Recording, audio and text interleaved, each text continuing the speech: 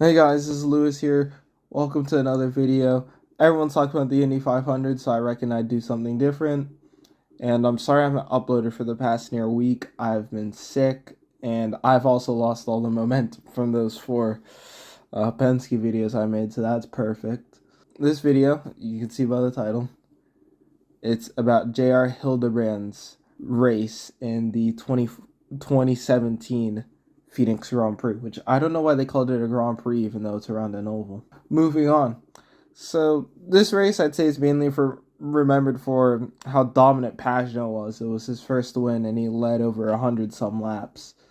A very good drive by him. And moving on to J.R. Hildebrand, the subject of this video.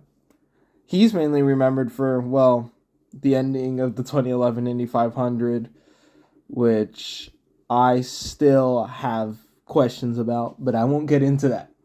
So, some background here. So, J.R. Hildebrand, second race of the season at Long Beach, a final lap incident with Michaela Lotion led to him breaking his hand. He broke a bone in his hand, and they had to put like 8-10 screws and a plate in his hand.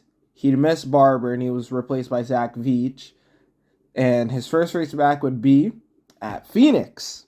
How else to come back with screws in your hand and a plate other than qualifying third within a Penske sandwich? Team Penske qualified first, second, fourth, and fifth, and Hildebrand was the only man to split them, which is astounding. Astounding, your first race back and you're already on the point. Newgarden would have an amazing start come race day, and he'd overtake both Hildebrand and Power before a caution came out for a turn one crash, which involved Sebastian Bourdais, Marco Andretti, Graham Rahal, and others. Now, later, the green flag was thrown, and he would be overtaken by Simon Pagenaud on lap 22, which would put him P5 from his starting position of third. Moving on to the 70th lap, the first green flag pit stops would start, with James Hinchcliffe first pitting on lap 69.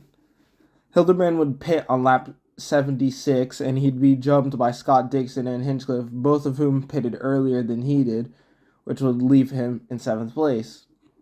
Now, Hildebrand in this race was very fast in traffic. He'd waste no time. He'd pass Dixon in turn 1 on lap 90 to take 6th place.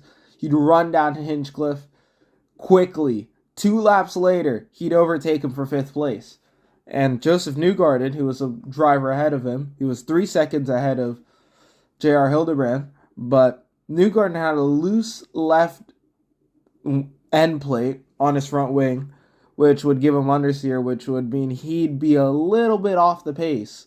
And within 10 laps, Hildebrand was within striking distance of Newgarden.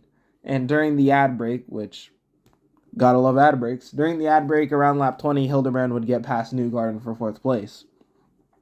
Shortly thereafter, on lap 138, JR would make his second pit stop, and a caution would come out while he's in pit lane for Takuma Sato off turn 4. And Newgarden, under this caution, would take new tires and he replaced his front wing. Bear in mind, Newgarden's still 5th, so he will be coming like a rocket. Ultimately, he wasn't ever able to get around J.R. Hildebrand, and Hildebrand would remain in fourth.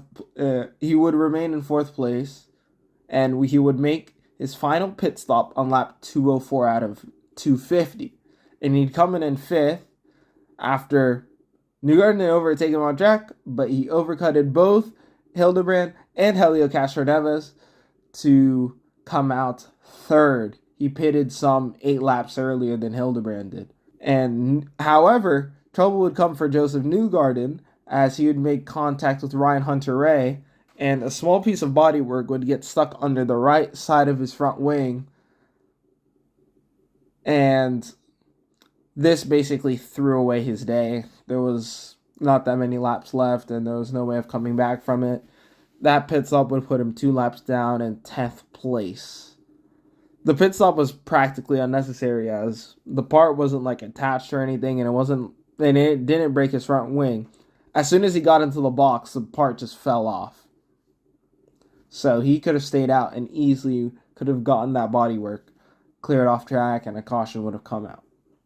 But during all this kerfuffle, Hildebrand would overtake Helio Castroneves for third, and he'd quickly run down Will Power, who was stuck in traffic, but he wouldn't be able to overtake him within the last 30 laps. Simon Pagenaud would come across the line. He'd win his 10th race and his first oval race in somewhat dominating fashion, while Will Power will finish second, and J.R. Hildebrand would round out the podium in third place. A third place amid Penske domination during the whole day. Penske's were usually top 5 all of the race, with Hildebrand being the difference apart from that after that first pit cycle. And the Penske's 1-2, Helio finished 4th, and Newgarden had somewhat of a recovery, but he was still stuck 2 laps down, so it wasn't much he could do.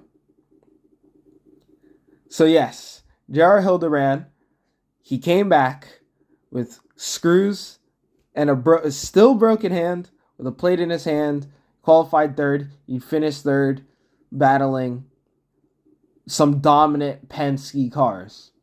And I believe this is one of the most underrated drives ever, simply because I haven't heard of this drive until a few weeks ago, where I got the video idea. But let me know what you guys think of this series, and how can I improve this series. Should I focus more on the race instead of on the driver, etc.? Leave those comments down in the comment section below. If you liked the video, hit the like button, subscribe if you didn't. Hit the dislike button, tell me why in the comment section below. I'll see you later. Bye. Peace.